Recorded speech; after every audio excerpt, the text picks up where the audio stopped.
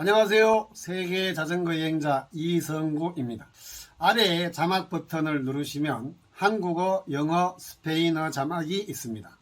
유튜브에서 자동 생성된 자막이 아니고 제가 직접 자막을 만들어 넣었습니다. 오늘은 예고한 바와 같이 자전거 여행을 하면은 주로 캠핑 생활을 많이 하는데 캠핑 생활은 위험하지 않은가 라는 주제로 한번 이 얘기를 해보겠습니다. 자, 캠핑 생활을 할 때 많은 사람들이 두려워하는 것은 무엇일까요? 우선 귀신입니다. 그죠? 있지도 않는 귀신을 두려워할 필요는 없지 않습니까? 제가 프랑스 파리에 갔을 때 그때 숙소가 좀 마땅치 않아서 한 4성급 정도의 호텔에 잔 적이 있어요. 근데 호텔 뒷마당이 바로 공동묘지더라고요. 4, 5성급 호텔인데 공동묘지 옆에다가 호텔을 짓는 것은 동양인의 상식으로는 도저히 이해가 안 되죠. 그래서 그 숙소에 머무는 동안 왜 서양은 공동묘지가 도심 가운데 있고 동양은 특히 한국은 산속에 있는가, 이 주제를 갖고 한 3, 4일 동안 분석을 했습니다. 이제 논술 강사를 오래 한 탓에 그런 직업병이 저한테는 있습니다. 뭔가 이해가 되지 않는 상황이 나타나면 그것을 분석하고 사회과학적으로 입증이 되도록 노력하는 그런 습관이 제게는 있습니다. 그때 제가 내린 결론은 뭐였냐면 서양은 뭐든지 이분법적인 세계입니다.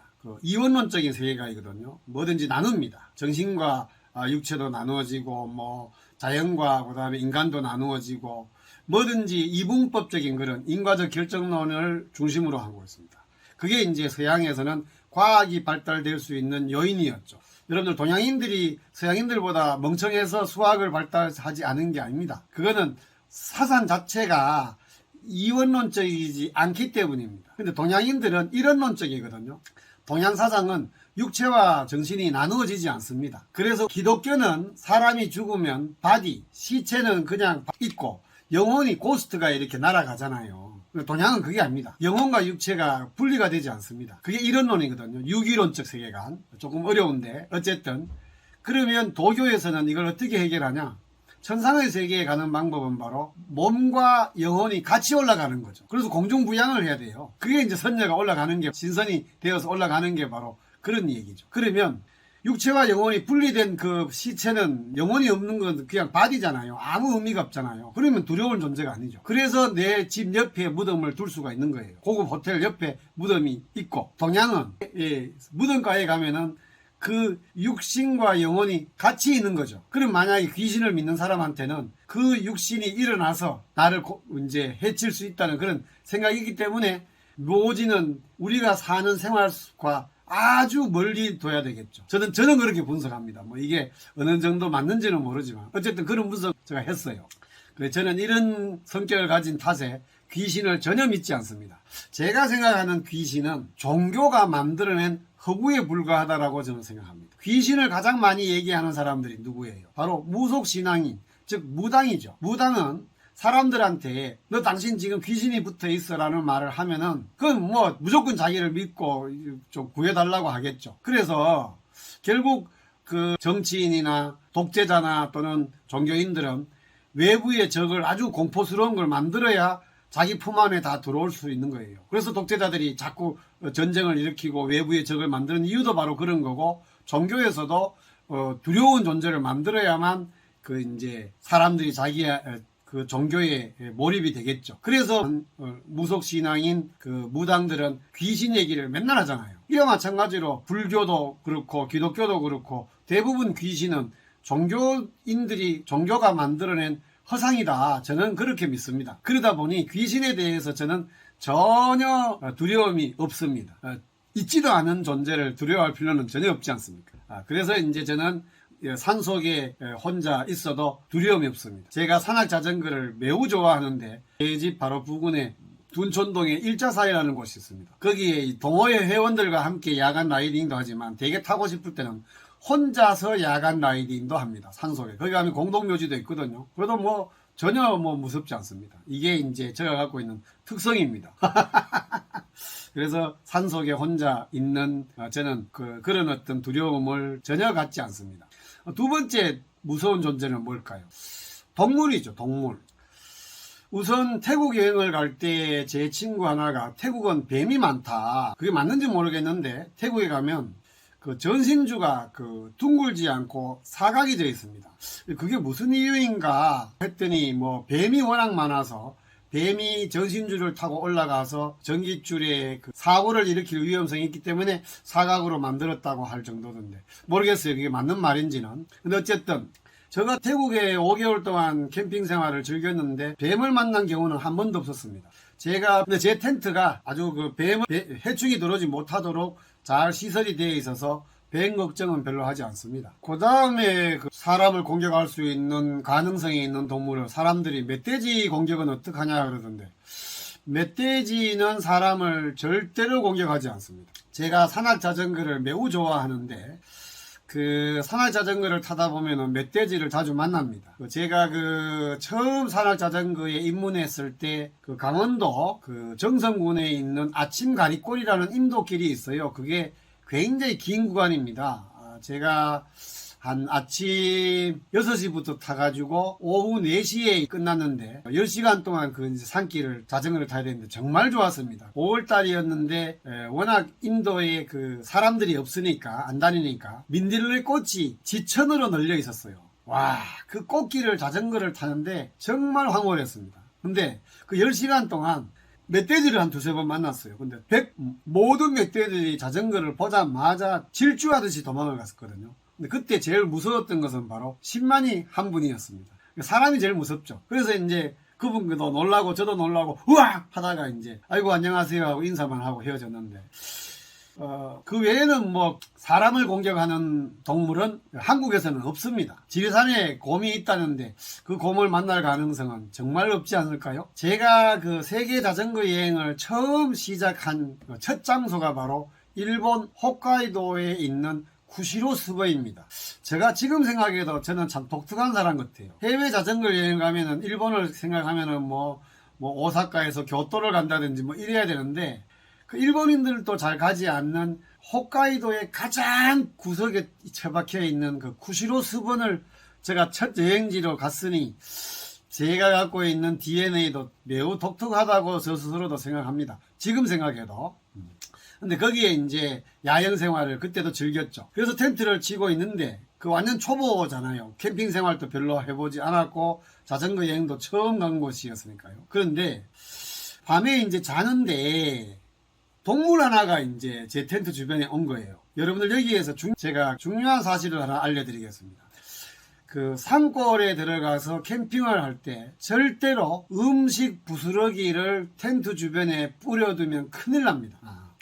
텐트 주변에 조리를 하고 남은 그 음식 찌꺼기가 흩어져 있으면 아주 좋지 않습니다. 그것이 원인이 되어서 그 밤에 동물들이 냄새를 맡고 올 가능성이 매우 높습니다. 그래서 요즘은 제가 거의 그 전실에서 요리를 하고 아주 깨끗하게 정리를 합니다. 그래서 바깥에 텐트 주변에 음식 찌꺼기를 뿌려두지 않습니다. 그런데 그때는 워낙 초보라서 텐트 주변에 뭔가 음식 찌꺼기가 있었나 봐요. 어떤 동물 하나가 와서 제 텐트를 이렇게 긁는 거예요. 솔직히 지금 그런 사건을 당하면 그냥 놀라기는 하겠지만 그때처럼 그렇게 극단의 공포에 휩싸이지는 않았을 것 같아요. 경험이 많아서. 근데 그날 밤 저는 뭐 완전 죽는 줄 알았습니다. 홋카이도에는 곰이 있다는 소리를 들었거든요. 그래서 곰이 아닐까 하고 막 안에서 난리를 쳤죠. 막 소리도 지르고 텐트를 막 치기도 하고. 근데 잠시 후에 그 동물이 도망가는 걸 제가 느꼈어요. 조용해지더라고요. 그래서 나가보니까 저기 도망가는 그 동물이 마지막에 조금 보이더라고요. 제가 생각엔 아마 크기가 그냥 강아지 수준. 그러니까 아마 오소리나 이런 작은 동물이 아니었을까. 그러니까 제가 전혀 두려워할 필요도 없는 건데, 이제 처음 당하는 일이니까 굉장히 두려워했던 것 같아요. 그런데요, 그날 밤 저는 그 동물 덕분에 홋카이도 밤하늘의 은하수를 그리고 엄청나게 떨어지는 별똥별을 보면서 황홀한 순간을 가졌습니다. 그래서 그 동물한테 정말 지금도 감사하게 생각하고 있습니다. 자관 그런 어떤 경험은 매우 드물 것이고, 사람을 공격하는 동물은 곰 하나랍니다. 곰. 제가 갖고 있는 버킷리스트 중에 하나가 캐나다 휘슬러를 가는 게 저의 큰 계획입니다. 저의 계획은 이제 캐나다나 호주, 뉴질랜드 여기는 그냥 자전거 여행을 하지 않고 그냥 가족들과 함께 여행만 했거든요. 근데 제가 더 나이가 들고 좀 기력이 떨어지고 이 모험심이 많이 감퇴되면 이게 한 80 정도 되지 않을까? 그때가 되면 저는 이제 캐나다, 그 다음에 뉴질랜드, 호주를 이제 편안하게, 또 영어권이니까 뭐 쉽죠, 여행하기가. 그때 휘슬을 가면은 산악자전거와 80의 산악자전거와 스키를 탈 수 있을까? 스키는 가능할 것 같은데 산악자전거는 좀 글쎄요. 어쨌든 캐나다를 자전거 여행을 한다면 걱정이 곰입니다. 곰. 나중에 뭐 또 이것도 제가 갖고 있는 편견일지도 몰라서 실제 가서 캐나다에 사는 사람들한테 물어봐야 되겠죠. 워낙 카드라 통신에서는 굉장히 위험하다고도 합니다. 그게 이제 제일 걱정이고, 나머지 동물은 절대로 사람을 공격하지 않습니다. 제가 자전거 여행하다가 공포감을 좀 갖는 것은 들개의 떼를 만났을 때예요. 한 마리 정도 만나면 그렇게 막 두렵지 않은데 여러 마리를 동시에 만나면 좀 공포스럽습니다. 이번에 포르투갈 세라다 에스트렐라라는 산을 오르는데 들개 3마리가 저를 이렇게 가로막고 있더라고요. 그래서 기다렸습니다. 그냥 걔들이 사라질 때까지. 내리막길이었으면 평지였으면 그냥 제가 더 자전거를 열심히 달리면 되는데 오르막길에 만난 거예요. 짐을 가득 실어서. 근데 제가 빠르게 올라갈 수 있는 상황이 아니니까. 그래서 개가 막 짖으면서 따라오면 정말 좀 두렵거든요. 개가 조금은 좀 무섭습니다. 그냥 개는 저는 정말 사랑하는데 들개, 야생개, 개들은 좀 공포스럽습니다. 그 외에 캠핑 생활에서 걱정해야 될 것은 저는 없다고 생각합니다. 그래서 자전거 여행과 함께하는 캠핑 생활, 외국의 오지 숙속도 전혀 위험하지 않습니다. 제가 지금까지 경험한 결과로는.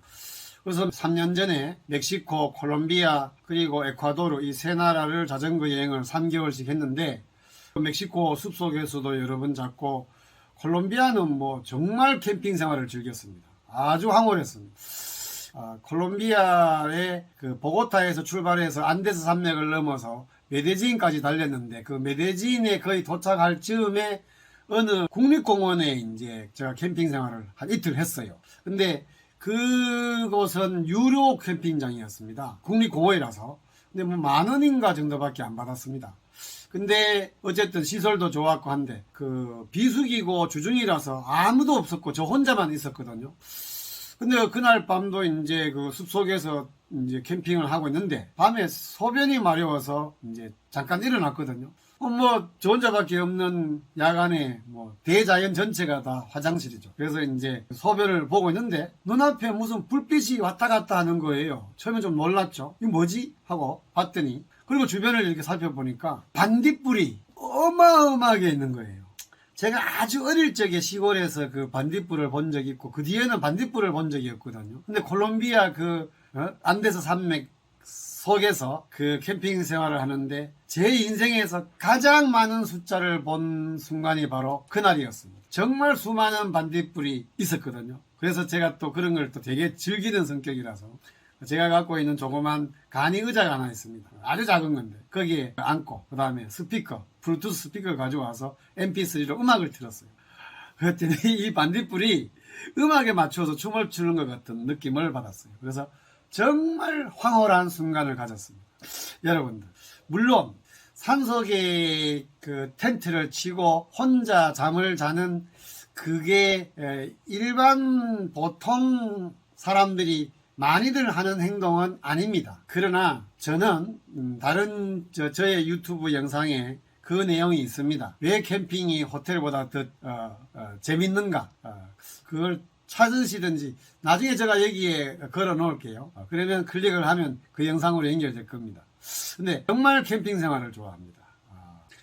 그래서 일단 자기가 그런 생활을 아주 싫어한다면 절대로 하지 마십시오. 싫은 걸 할 필요가 있습니까? 근데 이제 어느 정도 하고 싶은데 걱정이 되시는 분들은 제가 지금까지 얘기한 대로 캠핑 생활의 두려운 존재는 유일하게 곰이다. 그 곰은 한국에는 없고 웬만한 나라에도 없다. 그래서 외국의 시골 오지마을 숲속에서도 캠핑 생활은 아주 즐거움만 있을 뿐이지 위험한 요소는 별로 없다는 게 저의 생각입니다. 제가 이런 설명을 하면은 많은 분들이 그러면 그렇게 혼자 자전거 여행하고 혼자 산속에 캠핑 생활을 하면은 외롭거나 심심하지 않냐라는 질문을 합니다. 그럼 다음 편에 혼자 자전거 여행을 하고 혼자 캠핑 생활을 하는 나는 외로울까 또는 심심할까 이 주제를 한번 다뤄보겠습니다. 그럼 다음 시간까지 안녕히 계십시오. 안녕.